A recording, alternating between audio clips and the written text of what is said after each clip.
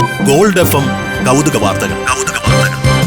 കൗതുക വാർത്തയുമായി ശ്രീകുമാർ.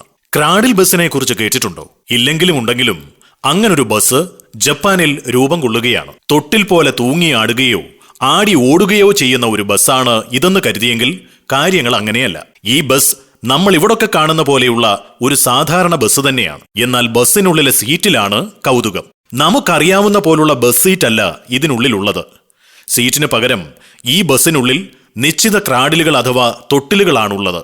കിടന്നാൽ പരമാനന്ദ സുഖം കിട്ടുന്ന തരത്തിൽ ഡിസൈൻ ചെയ്തെടുത്ത പ്രത്യേകതരം ക്രാഡിലുകൾ. അതിലങ്ങനെ കിടന്ന് ആനന്ദ നിർവൃതിയിൽ ആടി ഉലഞ്ഞ് യാത്ര ചെയ്യാം, ഒരു ന്യൂബോൺ ബേബിയെ പോലെ.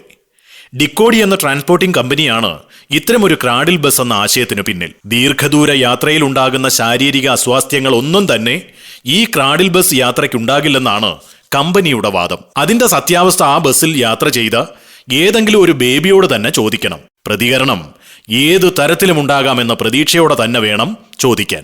ഗോൾഡ് FM കൗതുക വാർത്തകൾ.